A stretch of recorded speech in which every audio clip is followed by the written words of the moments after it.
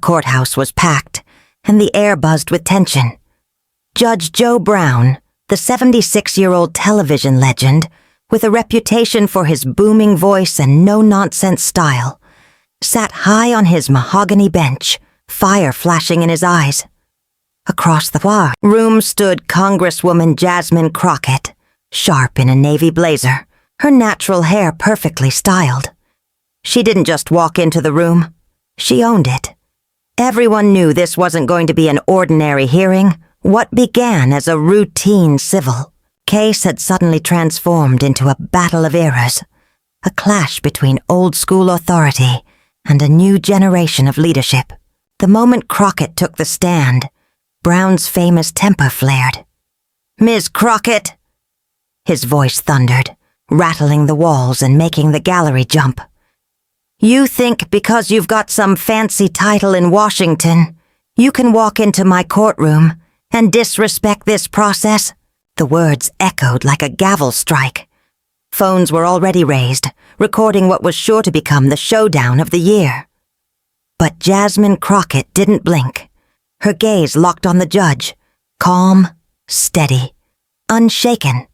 At just 33, she had faced down some of the fiercest voices in Congress, gone viral for her sharp wit, and proved time and again that intimidation was wasted on her.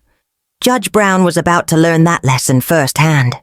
What happened next left the courtroom frozen and sent social media into an uproar that dominated headlines for weeks, because this wasn't just another day in court. This was the moment a rising Democratic star showed an aging television judge that times had changed, and his old-world intimidation no longer worked. To understand why this clash carried so much weight, you have to know who these two powerhouses really were. Judge Joe Brown had built his legacy over decades, first as a Memphis prosecutor and later as one of TV's most recognizable judges. On camera, his style was simple: speak loud, speak firm, and remind everyone who held the power.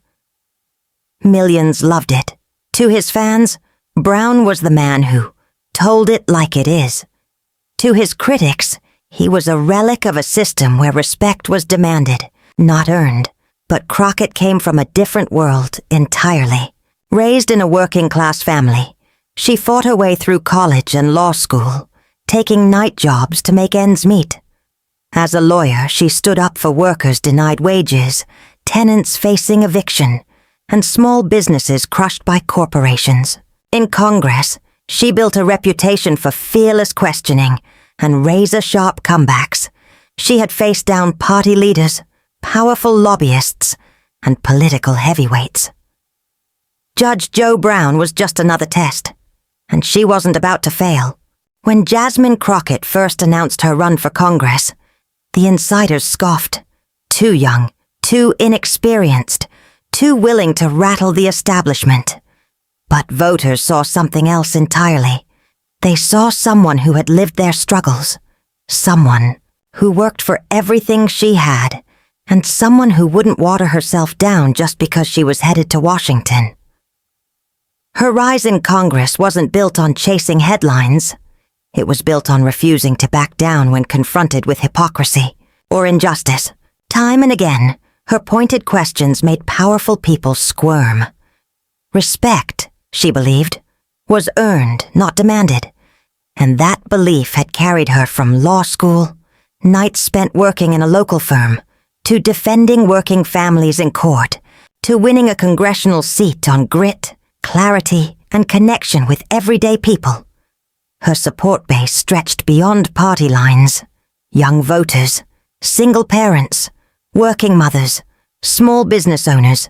They rallied behind her because she represented a new kind of politics, direct, fearless, and unwilling to be talked down to by the so-called old guard.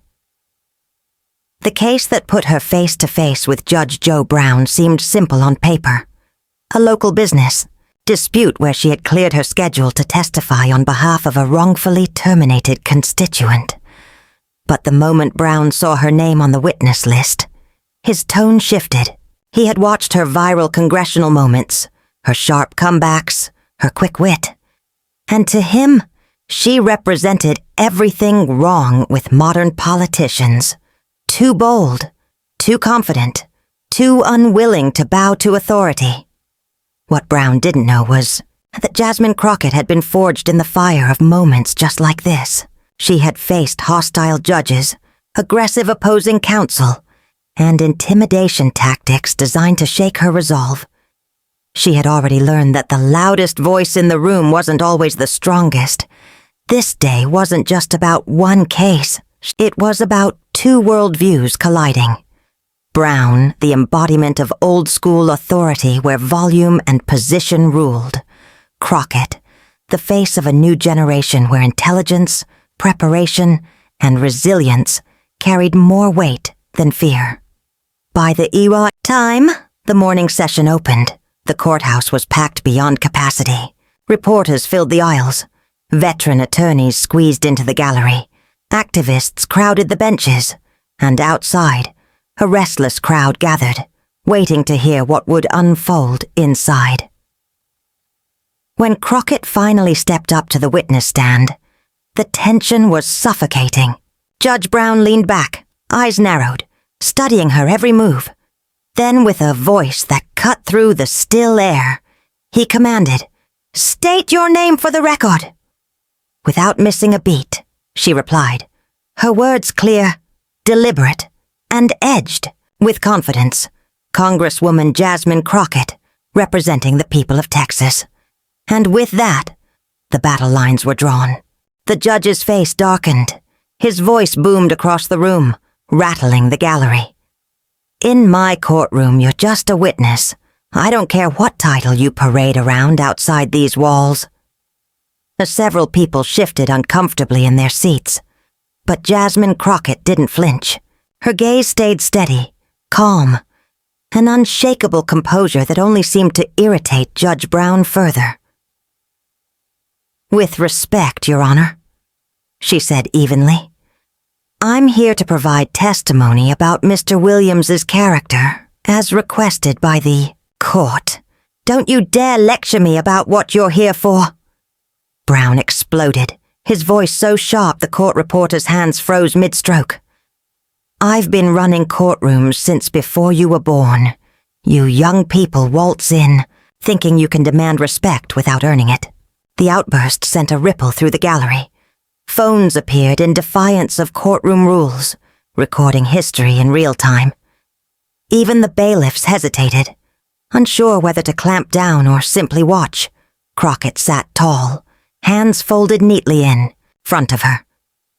"Your Honor," she replied, voice steady, "I have earned respect through years of practice in the law and by being elected to represent the people I serve. I'm here today out of civic duty."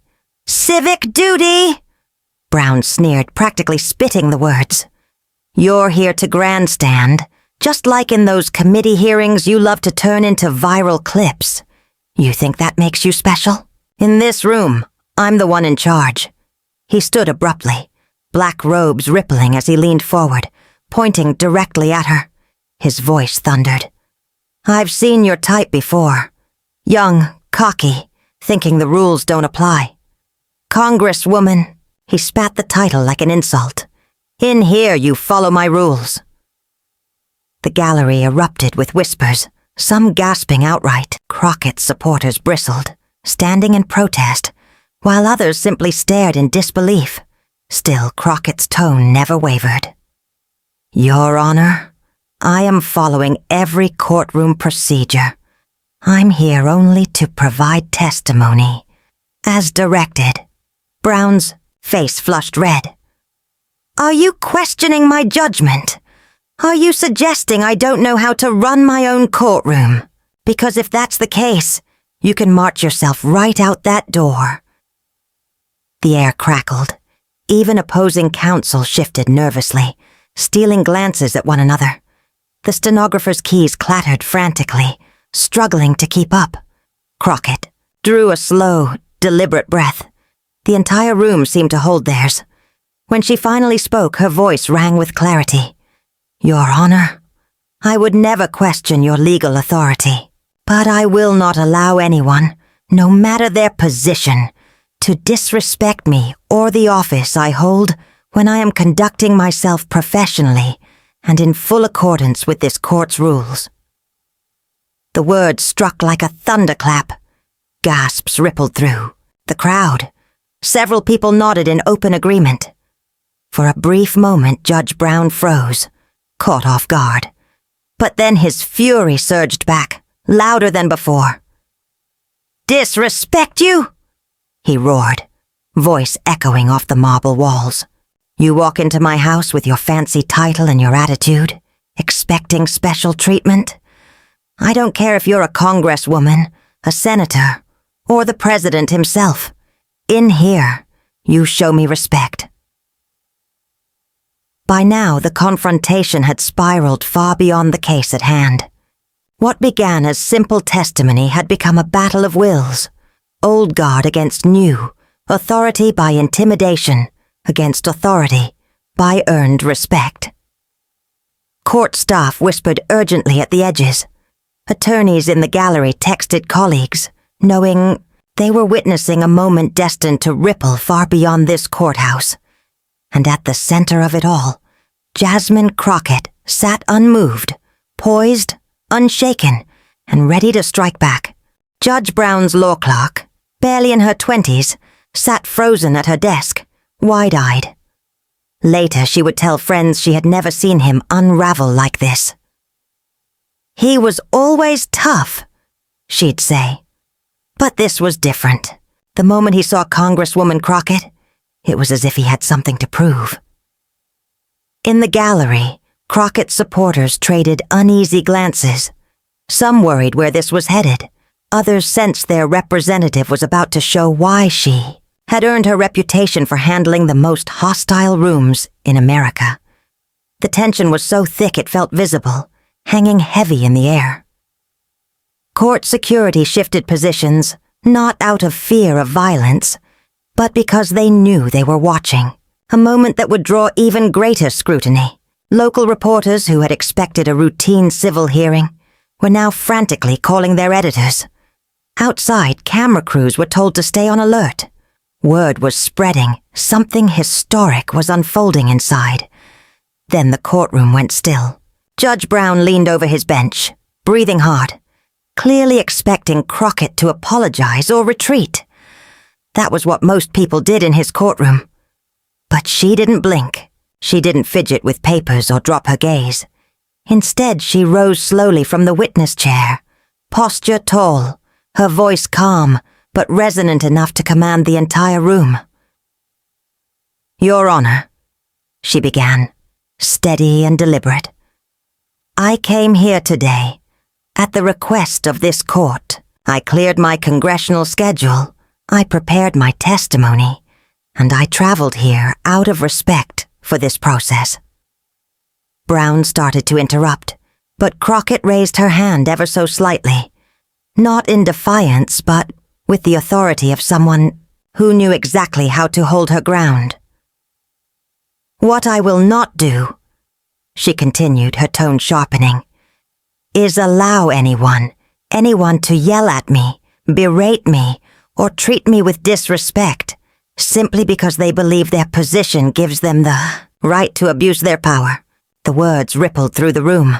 Phones were raised openly now, the usual rules forgotten.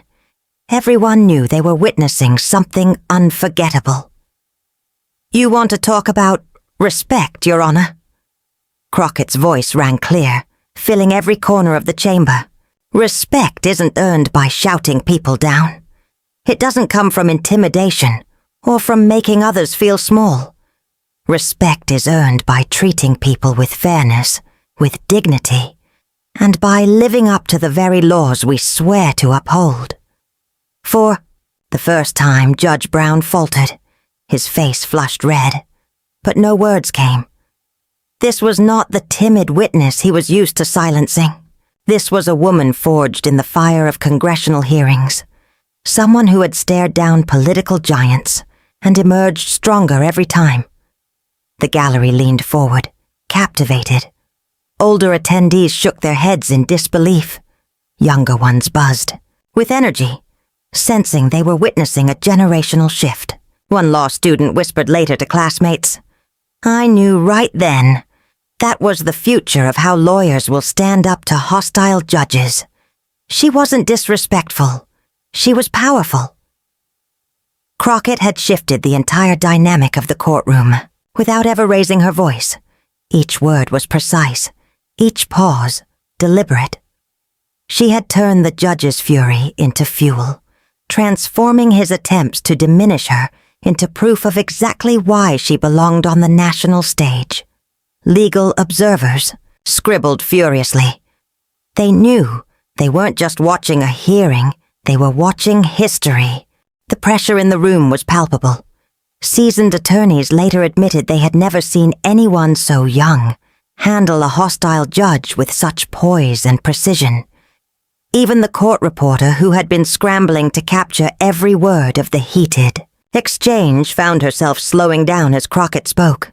Later, she would describe it as almost musical, measured, rhythmic, and devastatingly precise. "I have spent my entire legal career showing respect for the courts, the law, and the judicial process," Crockett said firmly. "I've appeared before dozens of judges. Never, not once, have I been spoken to the way you've spoken to me today. And I have to ask, is this how you treat all witnesses? Or is it something about a young black woman in Congress that provokes this level of hostility?" The question cracked through the courtroom like a thunderclap. Gasps rippled across the gallery. Some people nodded knowingly. Judge Brown opened his mouth, but no words came. Crockett pressed on. "Because here's what I see, Your Honor. I see a man who has built his career on intimidating those who couldn't fight back. A man so used to unchecked authority that he mistakes volume for validity. And I see someone so threatened by a woman who won't bow to him that he's forgotten the very principles of justice he swore to uphold." The courtroom was electric.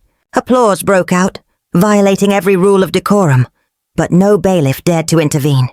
"You asked me about respect," Crockett continued, her voice steady, powerful. "Let me show you what respect looks like. Respect means treating every person in this courtroom with dignity, regardless of their age, race, or gender. Respect means listening without prejudice. Respect means using your authority to deliver justice, not to feed your ego." Judge Brown finally snapped back, his voice shaky. "You can't speak to me like that in my courtroom." "I'm not speaking to you, Your Honor," Crockett replied with cutting calm. "I'm speaking for the thousands who've been silenced in courtrooms like this.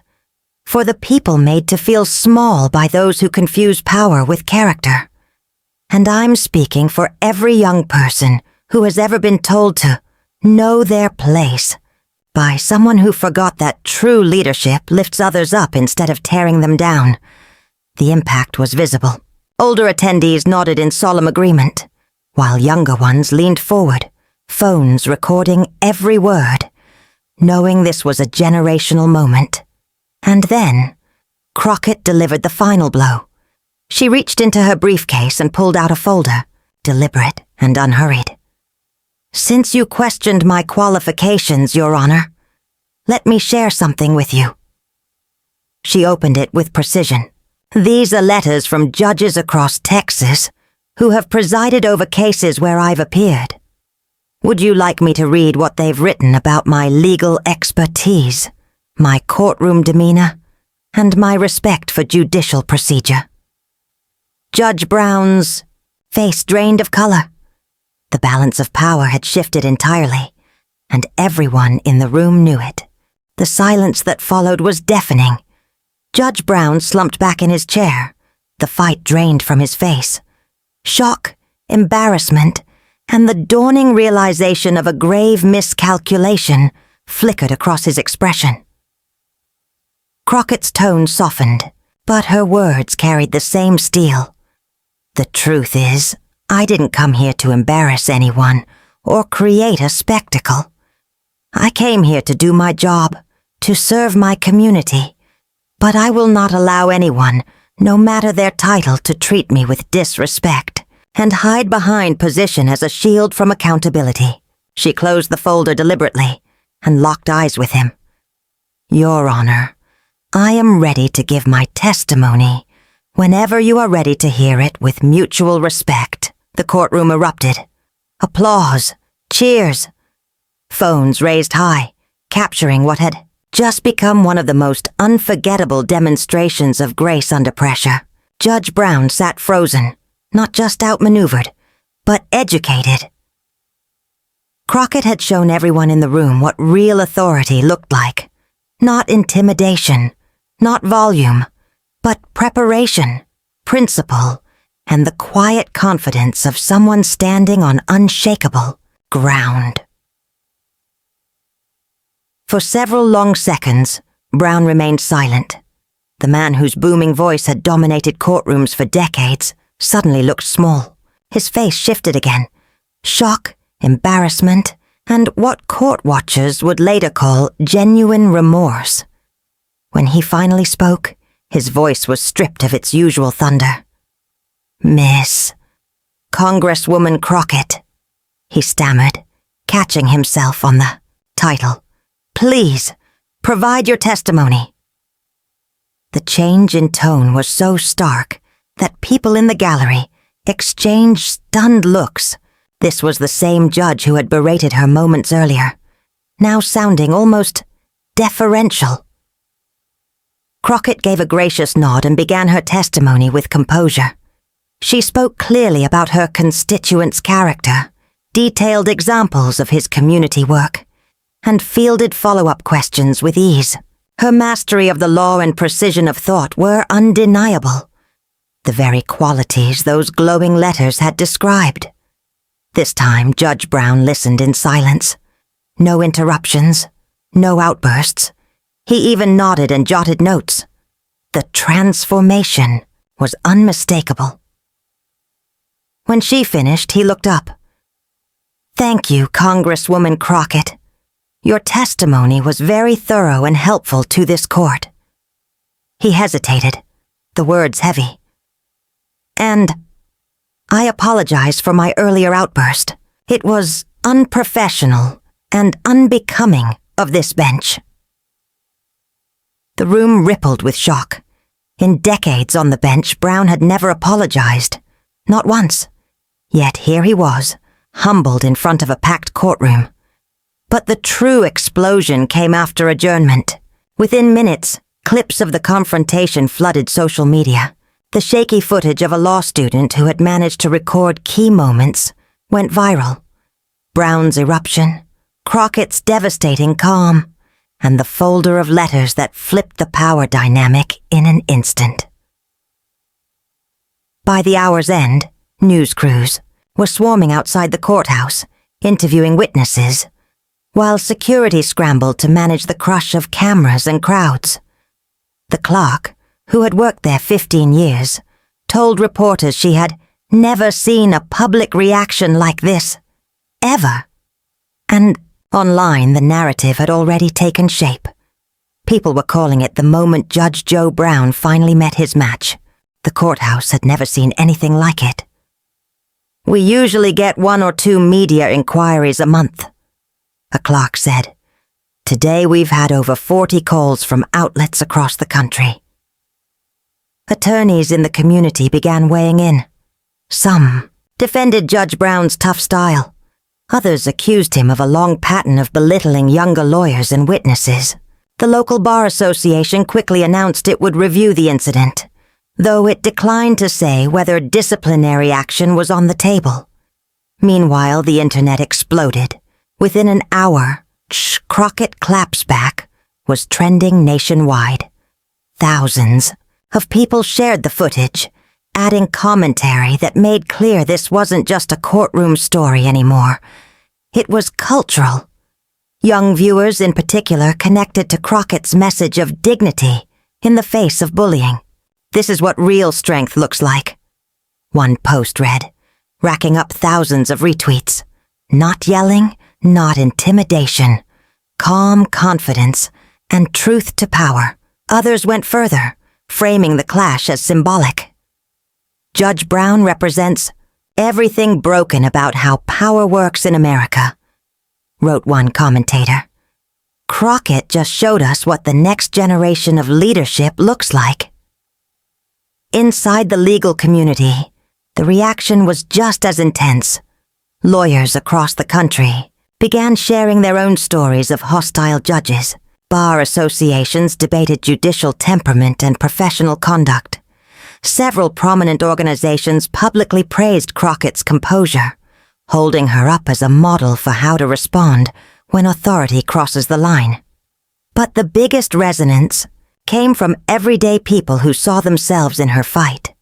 One young professional wrote, "I'm going to remember this the next time my boss tries to shout me down instead of having a real conversation." Her post was liked and shared tens of thousands of times. Soon, management experts and workplace consultants were analyzing the moment as a case study.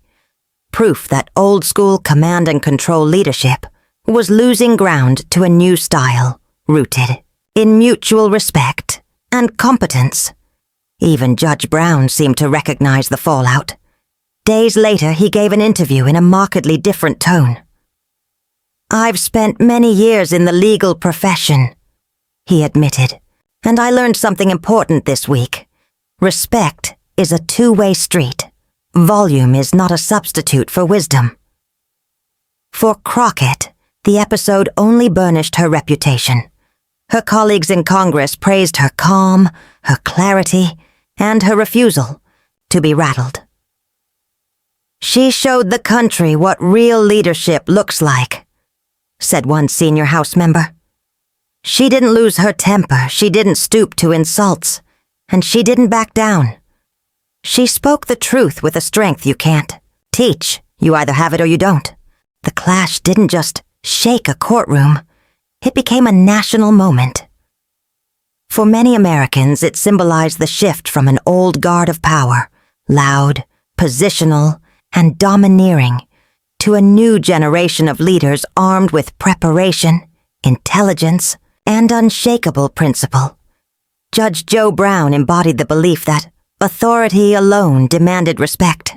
Jasmine Crockett showed the opposite, that true respect is earned through competence, character, and composure under pressure. The exchange also highlighted deeper issues of race, gender, and power. Observers noted that Crockett wasn't just standing up to an aggressive judge. She was navigating the additional burden as often placed on young black women in professional spaces. The way she handled it, with grace and firmness, inspired countless people facing their own battles with intimidation. Law schools began teaching the moment as a model for courtroom advocacy. Business schools added it to leadership curricula, calling it a case study in professionalism without passivity. For Brown, the impact was personal. Once known for his barked orders and tough guy persona, he softened. Courtroom staff noticed him saying, "please" and "thank you," even asking clerks for their input. At home, his wife said, he admitted the confrontation made him question whether he'd confused fear with respect. For Crockett, the effect was electrifying. Donations poured into her campaign, many with notes citing her poise in that courtroom. Colleagues in Congress who had dismissed her as just another freshman now sought her perspective before hearings. Strategists from both parties studied the footage, trying to decode how someone so young had diffused a hostile situation without giving an inch. But the biggest legacy was cultural. Millions of viewers saw a blueprint for handling bullying, whether from a boss, a professor, or an authority figure abusing their position.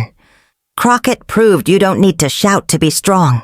You need preparation, confidence, and the refusal to accept less than basic dignity.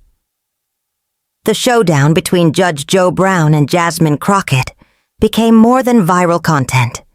It became a defining lesson in modern leadership. As one commentator put it, Brown thought he was facing another witness to intimidate. Instead, he ran into the future of American leadership, and the future wasn't playing by his rules. The lesson was clear. Real power today doesn't come from titles or intimidation. It comes from character, discipline, and the courage to stand firm in the face of pressure.